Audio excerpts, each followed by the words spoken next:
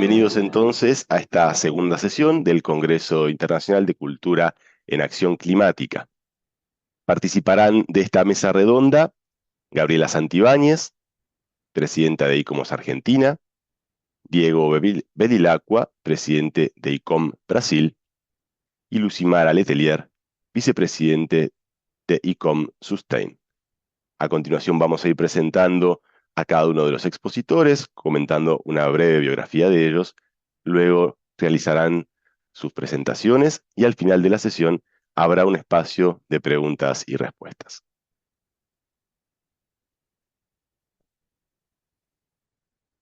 Damos la bienvenida en primer término a Gabriela Santibáñez. Ella es arquitecta, profesora en la Universidad de Mendoza, en la Universidad de Congreso y en la Universidad Nacional de Cuyo, y es actualmente presidenta de ICOMOS Argentina. Bienvenida, Gabriela. Muchas gracias, Mauro, y bueno, en tu nombre felicitar y agradecer a los organizadores por esta convocatoria que nos reúne una vez más a compartir, a intercambiar en estos temas de tanto interés. Voy a ir compartiendo pantalla para agilizar la presentación.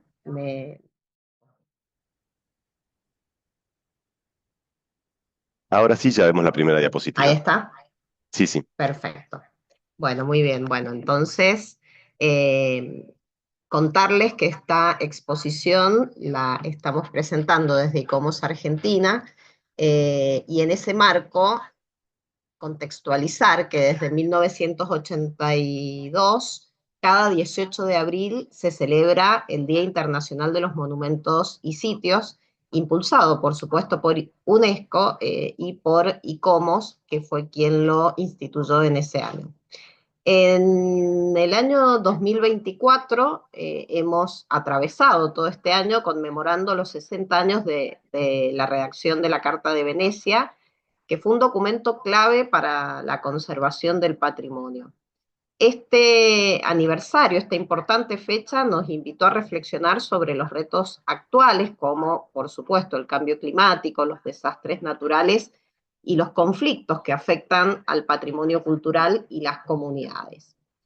Bajo el tema patrimonio resiliente ante desastres y conflictos, preparación, respuesta y recuperación, ICOMOS Argentina, en línea con la propuesta de ICOMOS Internacional, organizó eventos en cada una de nuestras regiones con la participación de reconocidos especialistas para analizar estos desafíos, promover estrategias de mitigación y discutir planes de contingencia y recuperación en línea,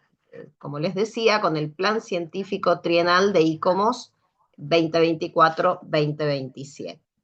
Les propongo entonces repasar de qué manera se enmarcaron estos eventos que se repartieron a lo largo de una semana en todo el territorio de nuestro país, anclados, digamos, en este tema general que nos proponía ICOMOS Internacional. Y en ese sentido nos pareció muy interesante abordar en un primer término las definiciones, es decir, qué entendemos por desastre en este primer término y qué entendemos también por conflictos. Entonces, en primer lugar, nos pareció oportuno definir el concepto de desastre, entendiéndolo referido a una grave interrupción en el funcionamiento de una comunidad o sociedad que provoca pérdidas humanas, materiales, económicas, ambientales, superando la capacidad de respuesta con los recursos propios. Esos desastres pueden ser tanto naturales, es decir, producidos por fenómenos atmosféricos, geológicos, hidrológicos, por ejemplo, terremotos, inundaciones, huracanes o nevadas intensas, digamos que son fácilmente clasificables, ¿no? También de origen antrópico, que son aquellos causados por actividades humanas como guerras, pandemias, vandalismo, contaminación, deforestación, entre muchos otros. Y también una tercera clasificación, aquellos relacionados con el cambio climático, que son efectivamente el resultado de la interacción entre las actividades humanas y los fenómenos naturales, como el aumento de la temperatura, los deshielos, eh, eh, tormentas cada vez más destructivas, entre muchos otros fenómenos. De igual modo, si ensayáramos una definición de conflicto, podemos decir que se trata de una situación en la que dos o más partes perciben intereses incompatibles, generando tensiones o enfrentamientos que afectan la estabilidad comunitaria, el desarrollo socioeconómico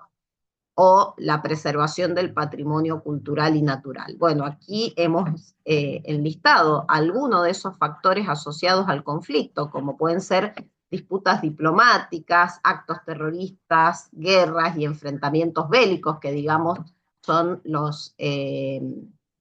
factores más extremos de estas incompatibilidades, ¿no? Pero también puede haber desplazamientos forzados, fenómenos de gentrificación, destrucción de comunidades, conflictos sociales, ideológicos, religiosos, censura histórica o fragmentación del relato cultural,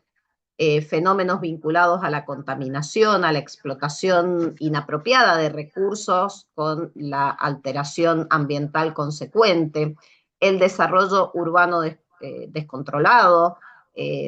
temas vinculados al vandalismo, a los robos, al tráfico ilícito y al comercio informal de bienes culturales. También es un conflicto la falta de políticas integrales, de planes de gestión y de mantenimiento, lo que padecemos en todo nuestro territorio, escasa financiación, abandono o negligencia en la conservación del patrimonio, ausencia de programas de turismo sostenible también, ¿no? Bueno, como algunos de esos factores que podemos reflejar en cuanto a los temas vinculados al conflicto. He tomado del Manual para la Gestión de Riesgo de Desastres para el Patrimonio Mundial algunas definiciones que me pareció importante compartirles. Este instrumento indica que el riesgo de desastres y conflictos, entendidos como los efectos negativos y daños sobre personas, bienes y ecosistemas, es producto de la amenaza y la vulnerabilidad. En relación al patrimonio, se considera una amenaza aquel fenómeno que puede causar daños sobre los bienes culturales. Puede ser de carácter natural, como hemos definido, ¿no? Por ejemplo, terremotos, tormentas, huracanes, etcétera. Pueden ser derivados de la actividad humana, como hemos mencionado, conflictos armados, incendios, contaminación, derrumbe, fallas en las infraestructuras, disturbios civiles, etcétera. Y también pueden deberse a los efectos del cambio climático, que como dijimos, parte de una acción antrópica, pero repercute en los efectos de la naturaleza. Por su parte, la vulnerabilidad es la susceptibilidad o exposición de un bien cultural a cualquiera de esas amenazas. Entonces, mientras que la amenaza es la fuente externa de un desastre, la vulnerabilidad es la debilidad intrínseca del bien. Si bien resulta bastante sencillo identificar si las amenazas al patrimonio son naturales o derivadas de la actividad humana, en la actualidad muchos de los riesgos por factores naturales asociados principalmente al cambio climático, como decíamos, son resultado de acciones humanas. Aquí les comparto muy brevemente un reflejo de algunos de los casos que fueron expuestos en cada una de estas jornadas que compartimos en torno al Día Internacional de Monumentos y Sitios de este año, del 2024. Por ejemplo, en este caso les comparto situaciones vinculadas a sitios que integran la lista de patrimonio mundial, como el caso de la región NEA Litoral y las cataratas del Iguazú, que fueron incluidas en la lista de patrimonio mundial de UNESCO como un bien natural en el año 1984 y que periódicamente y cada vez con mayor intensidad padece la crecida de los ríos Uruguay e Iguazú en el Parque Nacional Iguazú, con daños sobre las estructuras y la infraestructura del sitio, pero sobre todo con una importante alteración de las características naturales, ¿no? De la vida, de la alteración de la flora y de la fauna. También en la región centro, en la imagen de abajo, la afectación que ha sufrido y sufre periódicamente, de hecho este año hemos tenido un incendio importante y muy extendido en el tiempo y en el territorio, que, en este caso que les estoy graficando, concretamente en el año 2020 puso en riesgo una de las estancias jesuíticas, la estancia de la Candelaria, que fue incluida en la lista de Patrimonio Mundial como parte de un conjunto mayor en el año 2000, ¿no? Y que, milagrosamente, esa imagen tan dantesca que vemos eh, no logró finalmente que las llamas alcanzaran la estancia de la Candelaria, pero estuvo el riesgo muy inminente sobre esa propiedad. Y también en la región Cuyo, otro bien de características naturales, el Parque Natural Ixchihualaste-Italampaya, que fue incluido en la lista de Patrimonio Mundial de la UNESCO en el año 2000, a causa de intensos vientos, esta formación milenaria, conocida tradicionalmente como el submarino, vio perder en el año 2015 una de sus torres, ¿no? Una de sus chimeneas. Una verdaderamente una pérdida irreparable, ¿no? Como cualquiera de todas las anteriores que he mencionado. O sea que, como vemos, el cambio climático tiene impacto tanto en los bienes de características naturales como culturales, pudiendo causar verdaderos estragos. Por lo tanto, como conclusiones de cada uno de estos encuentros, nos pareció importante destacar la importancia de elaborar, ¿no? Y a modo de recomendación, la importancia de elaborar planes de gestión de riesgos de desastres y conflictos, ¿no? Entendidos como una herramienta necesaria para desafiar estas percepciones erróneas, ¿no? De creer que, por ejemplo, fenómenos naturales sí suceden, pero conflictos solamente los entendemos como guerras o como acontecimientos sumamente extremos, cuando en realidad el conflicto es a lo que estamos expuestos en la vida cotidiana, ¿no? Revelar cuáles son esos conflictos, establecer necesidades prioritarias y atenderlas, y crear conciencia sobre la vulnerabilidad del patrimonio cultural para protegerlo de manera efectiva para las generaciones futuras. Y esas recomendaciones incluían esta lista de temas que les comparto aquí en pantalla: la necesidad de hacer registros, inventarios y catálogos de bienes patrimoniales, la identificación de esas amenazas y esas vulnerabilidades para saber en cada una de nuestras regiones a qué estamos expuestos y de qué manera podemos afrontar esas posibles alteraciones desde el punto de vista de nuestro patrimonio cultural y natural también, para ver de qué manera podemos mitigar esos efectos, cuanto menos, realizar registros y mapeos de esos riesgos de desastres y conflictos, determinar la posibilidad de ocurrencia, el impacto y la magnitud, estar en un contacto permanente con la participación comunitaria para efectuar relevamientos y para estar en sincronía, para establecer una sincronía permanente, elaborar estrategias para la gestión de riesgos, monitorear y hacer seguimientos constantes y retroalimentación de las medidas que puedan implementarse, y por supuesto generar campañas de difusión, de capacitación y de sensibilización para alcanzar a todos los miembros de la comunidad. Bueno, ya estoy con el tiempo cumplido, así que simplemente agradecerles por el espacio y, desearles éxitos esto de la jornada. Muchas gracias.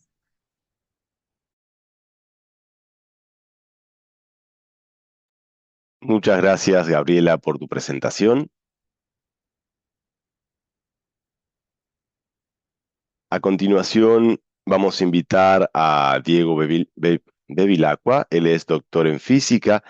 vicedirector de Patrimonio Cultural y Divulgación Científica de la Casa de Osvaldo Cruz en Río de Janeiro, e presidente de ICOM Brasil.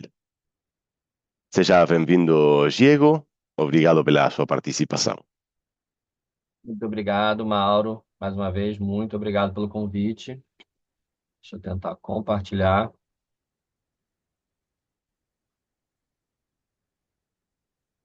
Vocês enxergam bem os slides? Perfeito, tudo bem. Ótimo. Bom, eu queria só então mais uma vez, né, agradecer muito, né, a toda a organização do Congresso Internacional de Mudanças Climáticas e Cultura, e aí, né, agradecer ao Mauro, né, como, né, em nome dele, agradecer a todos, né, os organizadores, né, do Congresso. Como o Mauro já me apresentou, né, eu trabalho, né, na Casa Oswaldo Cruz, que é parte da Fundação Oswaldo Cruz, uma grande instituição de saúde pública do Brasil, que tem toda uma divisão ligada a patrimônio cultural e divulgação científica, e eu coordeno essa área dentro, né, da Casa Oswaldo Cruz, que é essa unidade dedicada a esse tema. E estou também atualmente, né, desde maio desse ano, como presidente, né, do Conselho Internacional de Museus, né, no Brasil, né, do nosso Comitê Nacional. Bom, a minha apresentação, a ideia é discutir um pouco, né, esse tema, né, ação climática e desenvolvimento sustentável, do ponto de vista, né, dos museus, falando um pouco, né, do cenário, né, tanto da ação do recente do ICOM Brasil, principalmente em termos, né, do advocacy que a gente fez junto, né, ao G20, mas também em relação a uma, né, mais ampla, né, própria algumas ações do ICOM, né, sabendo que eu vou ser complementado pela minha colega Lucimar Letelier, que vai falar depois de mim, que é atualmente, né, a vice-presidente do recém-criado, que eu vou comentar, Comitê Internacional ligado à sustentabilidade para museus. Bom, a primeira coisa, né, por que falar especificamente de museus e mudanças climáticas, né? A primeira resposta, ela talvez seja mais óbvia, né? Os museus, né, estão sujeitos, né, aos efeitos extremos ligados às mudanças climáticas, né? Trouxe aqui uma foto, talvez, do evento, né, mais marcante que a gente teve do ponto de vista, né, aqui do Brasil, né, relacionado a isso, que foram as enchentes que aconteceram, né? Principalmente no estado do Rio Grande do Sul, que também afetou em parte, né, o território da Argentina e do Uruguai, mas foi bem mais intenso no estado do Rio Grande do Sul, no Brasil. Essas enchentes, né, elas afetaram 70% das cidades, né, de todo o estado do Rio Grande do Sul. Estima-se que cerca de 70 museus foram afetados, né, ou, né, diretamente suas edificações ou suas coleções, né, por essas enchentes, né, por ter seus acervos submersos, né, na água, né, ou ação da umidade extrema sobre esses acervos, né. Aqui é uma foto muito paradigmática, né, dessas enchentes, no centro de Porto Alegre, que é a capital do estado, o Museu de Arte do Rio Grande do Sul, que ficou submerso em até 2 metros de água por alguns dias, né, sendo que a maior parte da sua reserva técnica ficava no subsolo do próprio museu, né? Então isso nos traz, por exemplo, essa face mais direta de como que as mudanças climáticas afetam os museus. As enchentes, né? A gente teve recentemente um outro caso, né, em Valência, que também afetou um conjunto importante de museus, né? Então, as enchentes têm sido talvez essa face mais diretamente, né, que tem impactado os museus, né, desses eventos extremos. Mas devemos lembrar também, né, que ondas de calor, né, levam os museus né, a mudar os seus parâmetros, principalmente ligados à conservação dos seus acervos, que precisam ser climatizados, né? Isso acaba tendo, né, um custo adicional em termos de equipamentos, né, em termos de consumo de eletricidade, que vai amplificar, inclusive, né, os impactos das mudanças climáticas. E muitas vezes, né, a adaptação por falta de recursos para fazer, né, essas digamos assim, enfrentamento dessas grandes ondas de calor, leva exatamente a instalações provisórias que geram, inclusive, incêndio de alguns museus. Um exemplo também que vem à cabeça de todos é o incêndio do nosso Museu Nacional aqui no Brasil, que, ao que tudo indica, né, o fogo se deu início numa instalação improvisada de ar-condicionado, exatamente, né, para satisfazer as condições climáticas importantes, né, tanto para a conservação de acervo quanto, né, para o bem-estar humano no interior desses edifícios. É óbvio que nem todo incêndio museu é devido a isso, né? Mas esse é uma componente importante, né? Além disso, a gente pode falar, né, dos incêndios florestais, né, que não afetam tão diretamente os museus, mas muitas vezes os museus estão dentro de parques naturais, né, e existem casos, né, em que foram afetados por esses incêndios, né? A gente tem o exemplo de eventos extremos como furacões,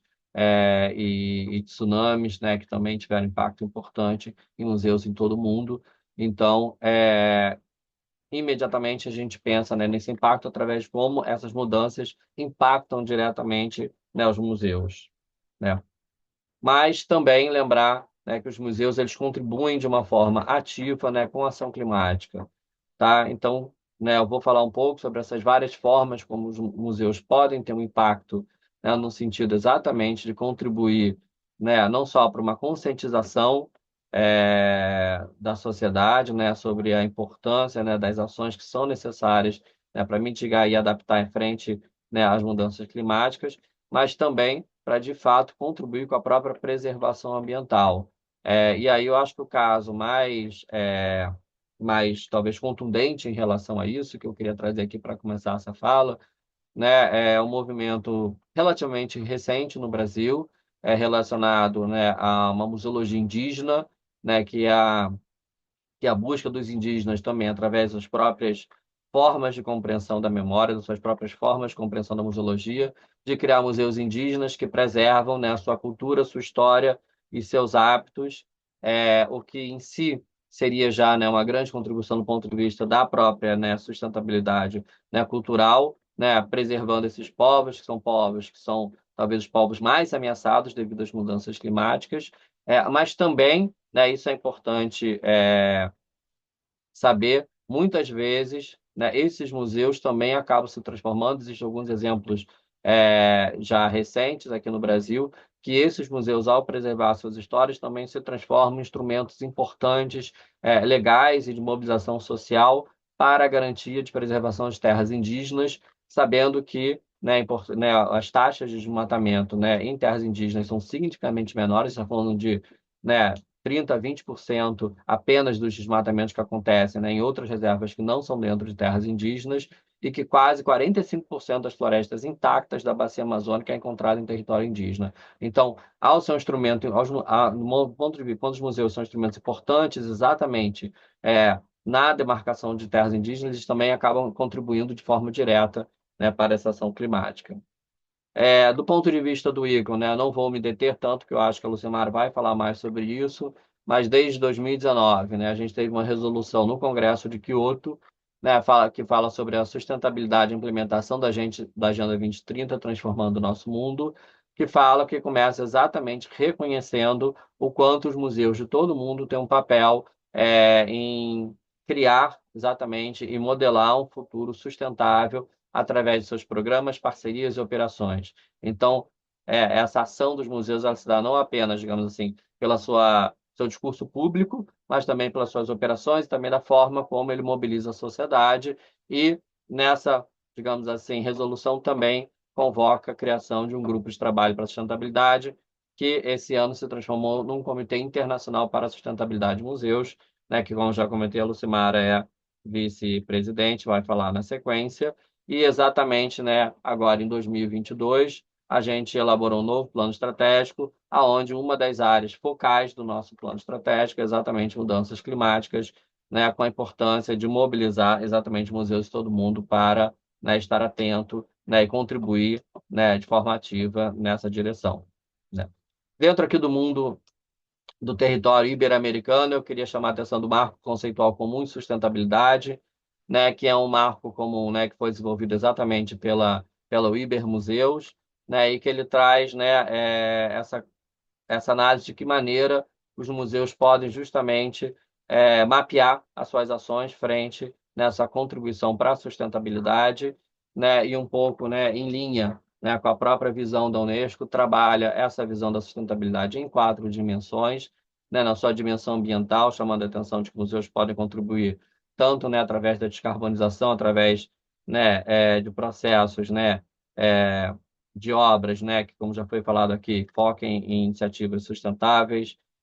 em trabalhar do ponto de vista, né, arquitetônico, inclusive com suas áreas livres. Muitos museus têm parques e áreas livres, verdes, né, que podem promover um bem-estar, inclusive, local, uma determinada comunidade, né, aumentando a cobertura de área verde, também através, né, de sua dimensão econômica, né, enquanto museus, eles atuam, óbvio, para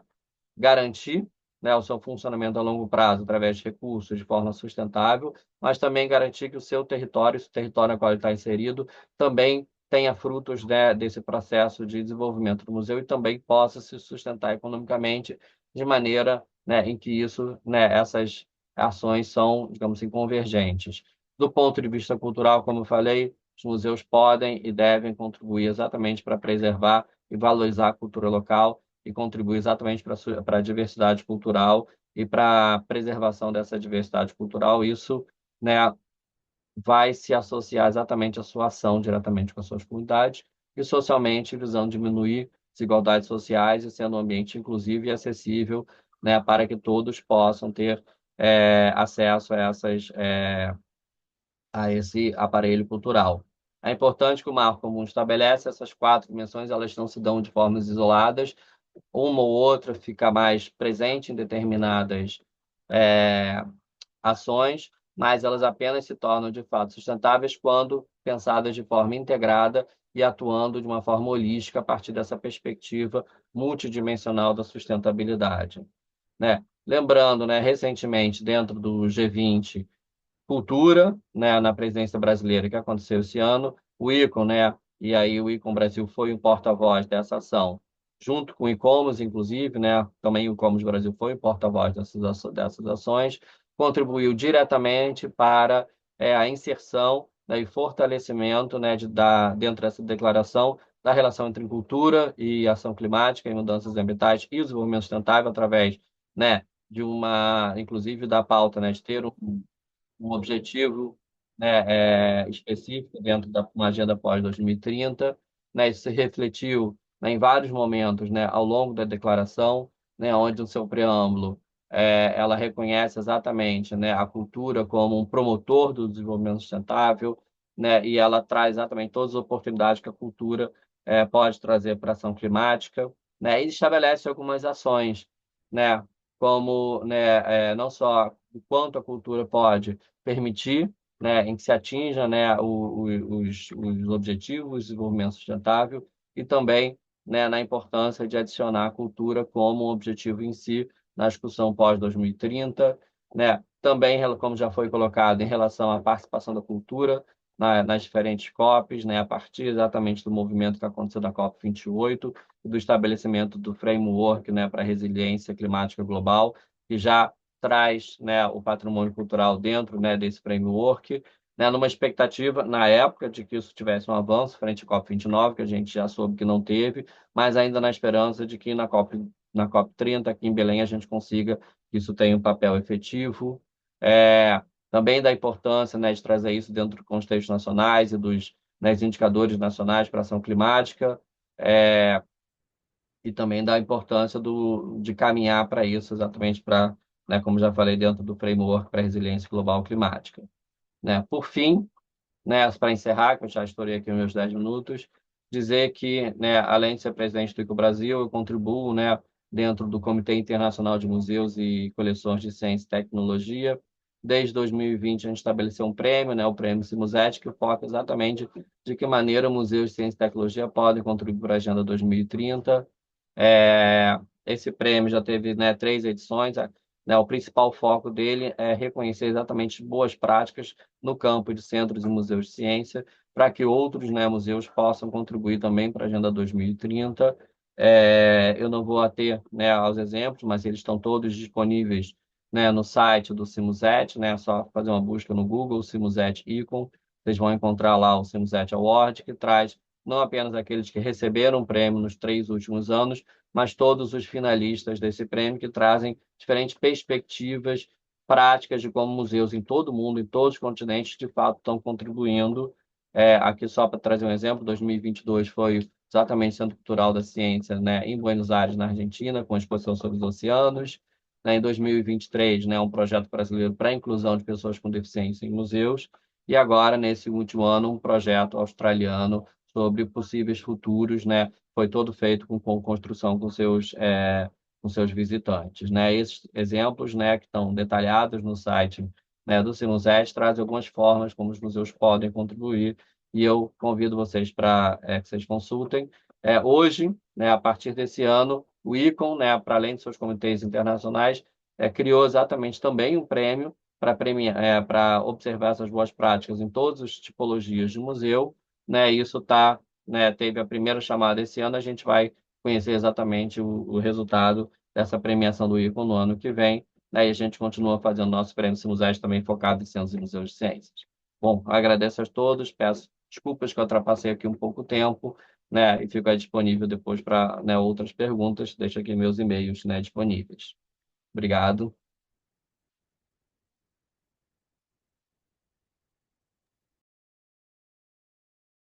Muito obrigado, Diego, pela sua apresentação.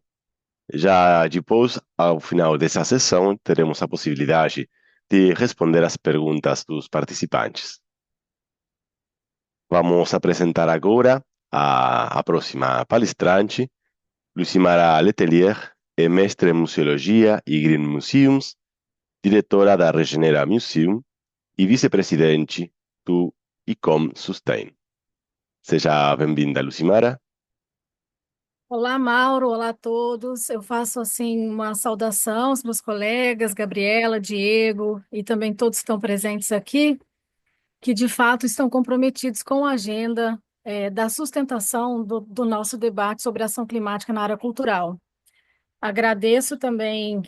ao Fórum, né, especificamente por essa iniciativa. E vou dizer um pouquinho desse convite que me veio com duas vertentes, né? Uma de apresentar a pesquisa que eu venho desenvolvendo sobre cultura regenerativa aplicada ao campo museal, e desse lugar nasce uma discussão sobre práticas regenerativas aplicadas a museus, e a outra metade da minha apresentação como vice-presidente do Icon Sustain, que o meu colega Diego já apresentou bastante claramente aqui as bases desse comitê. A Regenera Museu é uma organização fundada em 2017 que se compromete com a formação de liderança climática e desenvolvimento sustentável com as práticas museais, no Brasil especialmente, e quem quiser conhecer mais pode ir verificar depois como nós trabalhamos. Bom, eu queria trazer um pouco de contexto para a nossa discussão aqui, trazendo especialmente essa tela, né, do quadro da primeira missa no Brasil, rezada em frente aos Tupinambás, porque estou vivendo numa ecovila regenerativa na Bahia, de onde eu falo hoje, e tive uma imersão na última semana com os povos Tupinambás, na representação por Nádia Tupinambá, e ela falou de uma coisa muito importante. Quando essas pessoas indígenas estavam atrás do padre que estava rezando essa missa, as pessoas achavam que eles estavam indagando as relações de poder, mas na verdade eles estavam indagando por que esses povos estavam rezando para uma árvore morta, ou seja, eles interpretaram a cruz como uma árvore morta, quando seus deuses são deuses vivos na natureza. Eu queria chamar a atenção para um pensamento decolonial na prática da ação climática frente aos museus e ao patrimônio cultural, para que a gente possa atuar também relembrando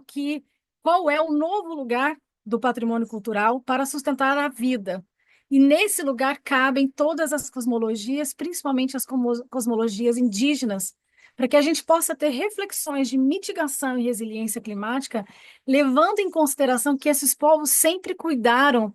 para que não houvesse exploração e extrativismo, e sim uma cultura regenerativa tão presente. Então, volto a trazer aqui o que Gabriela já apresentou muito bem, o que é o colapso socioambiental, e diria que esse pensamento decolonial no campo da cultura nos compromete a reconhecer o que é causa e consequência no campo do colapso socioambiental e a possibilidade que a gente crie uma ampliação de consciência da nossa corresponsabilidade na área de patrimônio cultural pelo que está acontecendo. E, nesse sentido, chama a atenção, então, para as nossas escolhas nessa área, entendendo que a questão da crise climática se vê muito mais como uma consequência e, portanto, a gente precisa olhar para as causas. É claro que a gente está dentro de um contexto de eventos climáticos severos, mas também precisamos estender as outras questões ambientais que nos levam a vários autores que discutem a possibilidade de uma sexta extinção em massa, o aquecimento global, a perda de biodiversidade e a poluição sendo os três grandes fatores que se juntam à questão dos eventos climáticos severos e, obviamente, a discussão sobre injustiça climática. Nesse sentido, a cultura, o patrimônio e museus, sim, precisa entrar com ampliação de consciência, mas também com proteção dos nossos acervos, pensando qual a sua função regenerativa nesse momento que vivemos, para uma ação direta que busca sustentar a vida. Faço essa colocação como contexto para que a gente possa falar, então, do que são museus regenerativos, como redesenho do seu papel frente ao colapso. Nós não teremos muito tempo aqui para abordar isso, então eu faço um convite para que vocês entrem na página regenerativemuseums.com para quem quiser conhecer o que é a cultura regenerativa, se não uma visão ancestral que está presente em todos os pensamentos biológicos e ecológicos de que não há mais como sustentar a sociedade da forma como estamos nesse momento. Portanto, sustentabilidade também precisa ser olhada sobre o prisma de que a gente precisa regenerar os territórios, regenerar os pensamentos, regenerar as nossas estruturas basais, para que aí sim a gente reestabeleça um equilíbrio planetário para a gente poder seguir para uma sustentação novamente. Esse é um framework do Royal Society of Arts, convido todos a olhar como movemos do modelo extrativista, passamos pela sustentabilidade e nos movemos para o que de fato é a regeneração.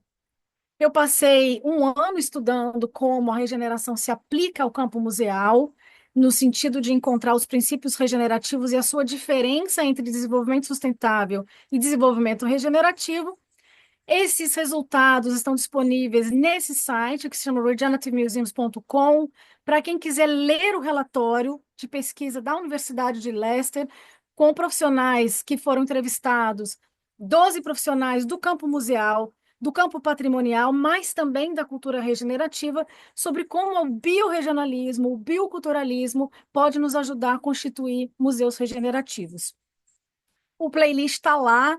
de forma que vocês vão poder adentrar essa pesquisa. As principais conclusões dessa pesquisa trazem indicadores e evidências de um novo paradigma para os museus como sistemas vivos, e que sim formam uma lente ecológica para lidarmos com decolonização, para além dos aspectos sociais, porque criam uma compreensão de que essas pessoas que foram retiradas dos seus territórios há tanto tempo atrás, que estão hoje em novos territórios, podem ser ativadas pelos museus para nos ajudarem a pensar mitigação e resiliência climática. Os museus como curadores de lugares e criando aí um papel único com uma nova forma de liderança nos museus para a ação direta em regeneração que migra do desenvolvimento sustentável e caminha para a regeneração. Lá vocês vão poder constituir e entender o que são os princípios regenerativos, que também não vou falar aqui, mas que a pesquisa traz que se a gente se entende como um patrimônio cultural vivo, a gente volta para um princípio de essência e potencialidade dos territórios, se preocupa em desenvolver essas capacidades de resiliência climática entre quem está dentro e fora dos equipamentos culturais e cria reciprocidade entre um sistema alinhado entre o visitante, por exemplo, de um museu, com aquela visão ideológica do museu, com seu território e, portanto, com a regeneração planetária. Existe sim um papel único para os museus na regeneração, que está em mudar as narrativas para a gente expor uma verdade degenerativa que está em curso, rever os dogmas dessa sociedade moderna, extrativista, acolher as comunidades que estão em um momento de amplo eco-ansiedade e criar uma geração de regeneradores, que são os nossos visitantes, que é o público que nos visita, aptos a regenerar os seus territórios. Então, no ano que vem, a conferência de UK do ICON me convidou para participar da curadoria, que vai trazer como tema os museus regenerativos. Convido a todos a olhar essa página e há artigos em francês, português e inglês que estão tratando dessa prerrogativa, que estão presentes no site, e adoraria entrar mais a fundo, mas convido que vocês leiam o relatório e fico à disposição para tratar mais dessa visão dos museus regenerativos com vocês, como uma prerrogativa de criar resiliência e adaptação climática, mas também criar um poder dos museus em regenerarem seus territórios em conjunto com os povos que os representam. Bom, Como o Diego falou, do Icon Brasil, o Icon Sustain está voltado à questão do desenvolvimento sustentável dos museus. Estamos trabalhando fortemente no conselho de 17 pessoas para lançar o nosso site ainda esse ano, está praticamente pronto para que vocês possam conhecer mais e conhecer o que viemos realizando desde então. Decidi trazer uma cronologia, porque é um comitê recente que muitas pessoas nos perguntam como o Icon Sustain está agindo. De fato, foi criado um GT em sustentabilidade no Icon em 2018, que operou até 2023, do qual eu fiz parte no ano passado.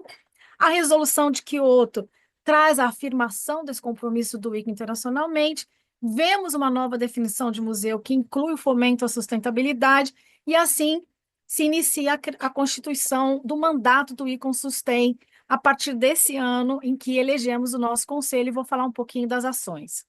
Para quem quiser conhecer as ações pregressas do Working Group, está disponível também no site. E, obviamente, como o Diego falou, a resolução de Kyoto não é conhecida ainda de todos. Acho importante que todos conheçam e vou fazer um resumo, que todos os museus têm um papel de desenvolvimento sustentável e que os museus possam responder à emergência das mudanças climáticas, familiarizar-se com as práticas da ONU, os ODS, entender do que se trata e nos capacitar e serem agentes geradores de capacitação comunitária nesse campo. A nova definição de museu forma um compromisso de que os museus fomentam sustentabilidade. Não há caminho de retorno sobre isso, e é importantíssimo que a comunidade global se una, portanto, à agenda do desenvolvimento sustentável. E, nesse sentido, o mandato do Icon Sustain, ele é apoiar o Icon e apoiar os profissionais de museus e seus membros na implementação de planos de ação de desenvolvimento sustentável e fazer um processo de capacitação para que isso aconteça, em consonância, obviamente, com a agenda da ONU. Acredito que todos conheçam, obviamente, tanto os 5Ps quanto a agenda dos 17 ODS, da qual a ação climática é a ação ODS 13, porém entendemos que precisamos ir além da questão da ação climática e incluir em nossa ação. Vocês podem entrar depois no nosso site, são vários objetivos do mandato. Importante que iremos desenvolver fontes referenciais, oferecer recomendação aos membros do Icon para que isso seja desenvolvido, fomentar um código de ética e valores e práticas sustentáveis e criar esse arquivo compartilhado de referências. Nós temos apoiado os programas, as unidades de capacitação do ICO, para quem conhece o ICOM IMREC, e as áreas voltadas a fomento de desenvolvimento sustentável na museologia internacional, e apoiar também com bolsas de estudos, prêmios e subsídios para que aconteça. No ano que vem teremos a nossa próxima e primeira conferência em Dubai, que estamos desenvolvendo em conjunto com outros comitês. Dentro disso, queria chamar a atenção para um plano de ação que o Icon desenvolveu, que todos os museus de qualquer país podem ter como instrumento, estará na nossa página disponível, para fomentar a criação de planos de sustentabilidade nos museus. Temos realizado workshops do Icon Sustain em diversos países para que isso se dê em 5 eixos: liderança, parcerias, recursos, formação e acompanhamento. Aqui tem um pouco das imagens, a gente foi até a Coreia do Sul desenvolver esses projetos de formação para que os museus tenham seus planos de sustentabilidade, e mais recentemente na Zâmbia, fazendo uma parceria com os museus da África, iniciando então com a Ásia, a África, e esperamos fazer no Brasil no ano que vem e dar sequência na América Latina, fundamentalmente para fortalecer esse aprendizado. Diego já mencionou o prêmio que o Icon criou esse ano, faremos com maior frequência. O júri também é composto pelo presidente do Icon Sustain e esperamos que outros virão. Acabamos de lançar a Bolsa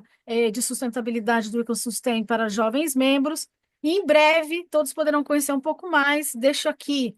o e-mail para quem tem interesse em ser membro do Icon Sustain, fortalecer o desenvolvimento sustentável em museus por meio do comitê do Icon que trata desse tema e conhecer um pouco mais também das nossas práticas e informações. Quero agradecer a essa fala e dizer que, tanto do ponto de vista da pesquisa sobre como a regeneração se aplica aos museus, em que o campo ambiental se une uma reflexão ao campo museal para a gente pensar como regeneramos territórios, mentes e estruturas, e também me colocar à disposição como vice-presidente do Econ Sustain para dialogar com a América Latina sobre como fortalecer a presença, né, do desenvolvimento sustentável em museus por meio das práticas do Econ aqui no nosso território. Muito obrigada.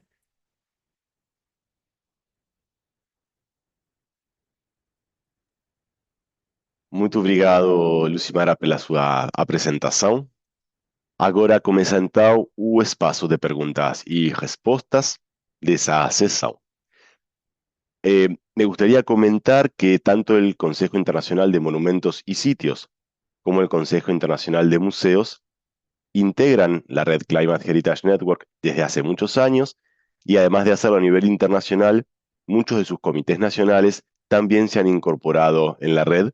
así que es un gusto poder moderar esta sesión en la que referentes tanto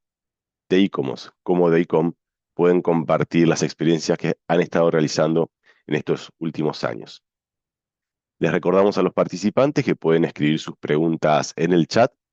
y se las iremos haciendo a los disertantes. En todo caso, consultarle a Gabriela, teniendo en cuenta las experiencias que se han realizado desde ICOMOS Argentina durante los últimos años, ¿cuál es su opinión con respecto al interés que despierta, sobre todo en los jóvenes, estas cuestiones del impacto del cambio climático en la cultura, pero también en sus propias comunidades? Bueno, gracias Mauro, felicitaciones también a mis compañeros de panel, a Lucimara y a Diego, muy interesantes también sus aportes. Y en relación a lo que me consultás, sí, efectivamente son temas que tienen un mayor impacto en los jóvenes, como se decía al principio de la sesión. Creo que las nuevas generaciones ya vienen con una mayor conciencia aplicada a estos temas, y en ese marco la verdad es que también es un desafío para nosotros, para quienes estamos vinculados a la formación profesional en el ámbito universitario,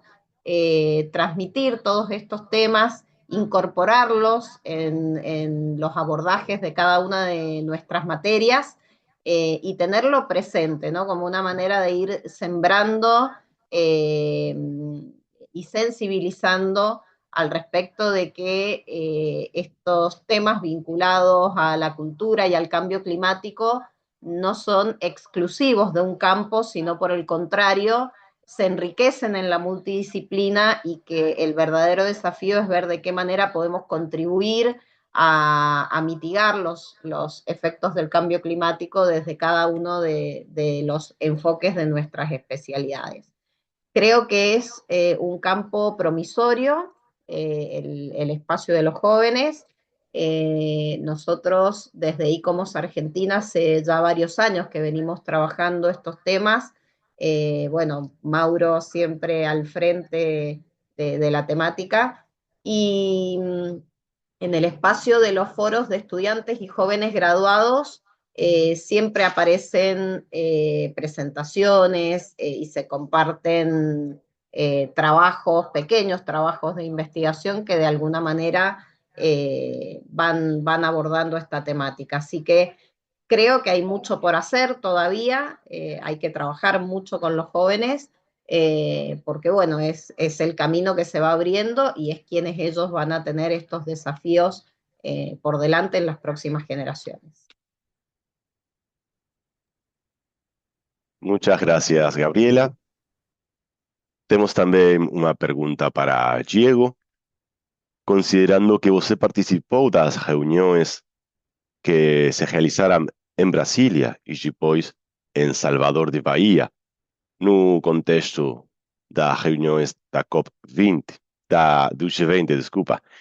qual considera que será o impacto dessa declaração dos ministros de Cultura do G20 para a próxima COP30, que acontecerá em Belém de Pará? Olha, Mauro, muito obrigado. Como você acompanhou, né, lá em Brasília, né, foi, né, um trabalho, né, de muita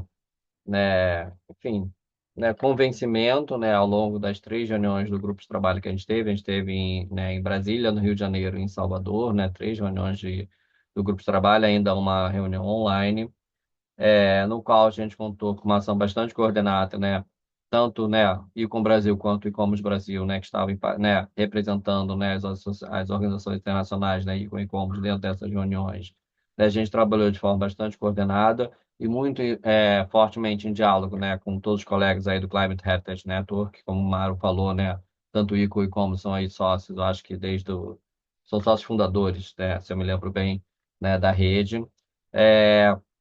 o que acontece é que, sim, dentro do grupo de cultura, é, foi provavelmente um dos pontos mais polêmicos, né, a questão da exatamente ação climática, né, junto com um outro, né, assunto que era relacionado, né, a direitos autorais e presença, né, da cultura digital, né, nos streamings, inteligência artificial. Então, assim, durante, né, as discussões, né, do G20 Cultura, esses eram, de fato, os dois pontos, né, que tiveram mais polêmicas e necessidades, né, de consultas e de reescrever continuamente, né, os textos que estavam sendo produzidos e acordados por todos os Estados-membros, né? Lembrando, né, o G20, né, diferente de outros fóruns internacionais, ele trabalha apenas com a ideia de consenso, então todos os termos e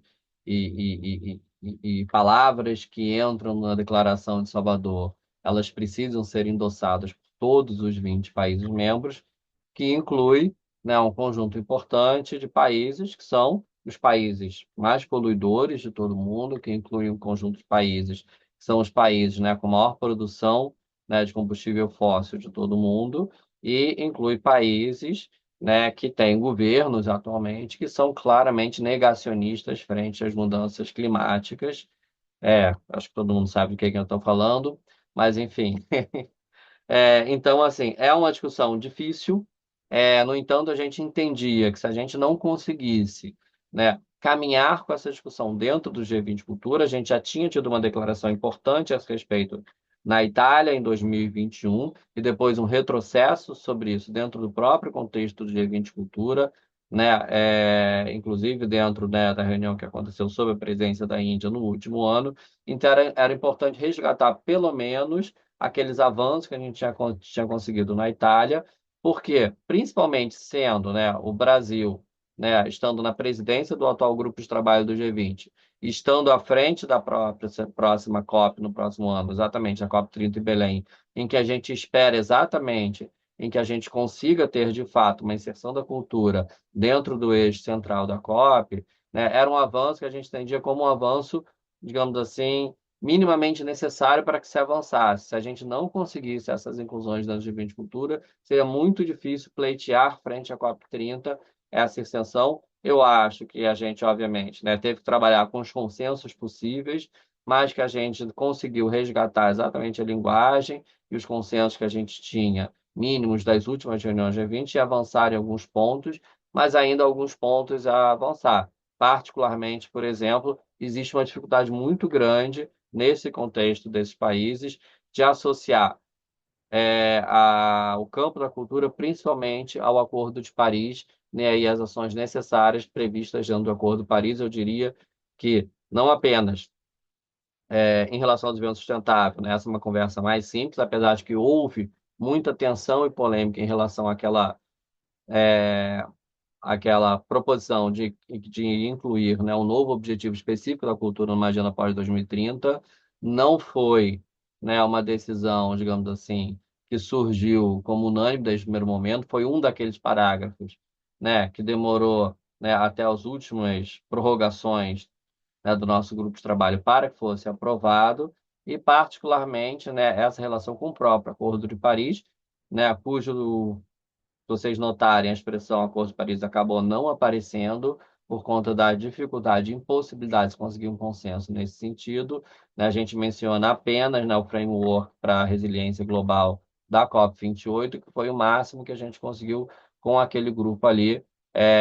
que é um grupo, como eu comecei dizendo, com todos esses atores complexos que precisavam concordar com esses avanços. mas eu acho que assim, houve avanços e avanços que eu acho que criam um contexto favorável para o próprio governo brasileiro conseguir construir, né, essa presença da cultura na próxima COP30, mas ainda é uma construção que vai precisar ser feita e ela ainda, então assim, estamos mais distantes dela do que próximos, eu diria, nesse momento. Muito obrigado, Diego. E temos também mais uma pergunta para a Lucimara, tendo em conta a recente criação do Comitê Internacional do ICOM Sustain, qual considera você que está sendo a resposta dos distintos comitês nacionais do ICOM para se incorporar nesse comitê internacional? Então, Mauro, essa é uma pergunta importante porque a gente está com uma Constituição muito recente, né? O que nós vemos realizando como o ICOM Sustain é uma aproximação dos comitês nacionais, mas também dos comitês internacionais. Então, a nossa articulação, por exemplo, com o ICOM África, se deu em conjunto com o NetHist, que é o Comitê dos Museus de História Natural, no contexto de realização de uma conferência conjunta que o Intercom já vinha também articulando, então é uma rede de diversos comitês internacionais do ICOM em conjunto com os comitês nacionais, o que nos possibilitou compreender como o ICOM África vem tratando a questão. Ou seja, quando a gente fez uma articulação com o ICOM IMREC, que para quem não sabe é o comitê que trata das questões científicas, né, de desenvolvimento universitário dentro do ICOM, e que tem uma parceria com a Universidade de Shanghai, nós fizemos um trabalho junto à ASPAC, que é a Associação dos Museus na área do Pacífico Asiático, e que a gente compreendeu que a Coreia do Sul seria nosso aliado nessa conferência para entender como o desenvolvimento sustentável está em cada lugar. Então, o que eu poderia dizer é que a receptividade tem sido muito positiva, mas sempre entendendo que os comitês do ICOM, para quem entende um pouco como o ICOM funciona, tem total autonomia de desenvolver as suas ações de sustentabilidade, desenvolvimento sustentável e ação climática. O que o ICOM Sustain irá realizar é uma conceituação de como isso se dá em termos do sistema de valores que o ICOM vem ancorando internacionalmente e fortalecer essas práticas. Então, nós somos aliados, mas não necessariamente vamos fazer uma mudança de rota das decisões que cada nação decidir com relação à sua ação climática e à sua ação de prática sustentável aos museus. O que a gente vem percebendo é uma enorme receptividade, porque o board do ICOM Sustain é formado por 17 pessoas com expertise nessa área. E cada um vem de um país. Então, a gente tem representações da Ásia, representações da Europa, representações da América Latina, representações da África. E a gente vem tentando fortalecer esse board, esse conselho, para que essas representações se aproximem das suas nações, como fazendo uma interponte entre aquilo que o Econ Sustain vai prover de framework, de modelagem, de recurso para os países, sem frear as ações dos países, porém potencializando-as. Então, tem sido receptiva, mas abro de novo esse precedente de que estamos no começo, e, portanto, é um processo de construção. Que os países possam se aproximar do Econ Sustain e que o Econ Sustain possa se aproximar dos países para que juntos a gente possa construir uma programação visível, real, palpável do Econ junto às redes nacionais, que a gente sabe que vão muito além do próprio ICO, mas entram também para suas articulações regionais e nacionais para ganhar um corpo e para a gente gerar transformação real nessa área. Muito grata pela sua indagação, é um ponto importante para a gente vem atuando frente a frente para garantir essa articulação a todo momento. Muito obrigado, Lucimara. Nesse sentido, também comentar que a Climate Heritage Network está aberta para realizar parcerias também com distintos comitês científicos, como faz parte com os comitês do ICOMOS, também com os comitês do ICOM. Entonces, para ir cerrando ya esta sesión, vamos a invitar a los distintos expositores a que puedan compartir algún comentario final. En todo caso, Gabriela, te invitamos a que puedas compartir alguna reflexión. Bueno, gracias Mauro. Creo que es muy interesante trabajar en estos espacios donde intercambiamos desde diferentes ópticas y poner sobre la mesa un poco las realidades que estamos atravesando en cada uno de nuestros países, Así que desde mi lugar, este panel en el que hemos compartido un poco experiencias y aportes desde Argentina y desde Brasil, creo que suman a que vayamos construyendo esta realidad de toda la región que, bueno, nos involucra y nos desafía al mismo tiempo. Así que, bueno, gracias nuevamente.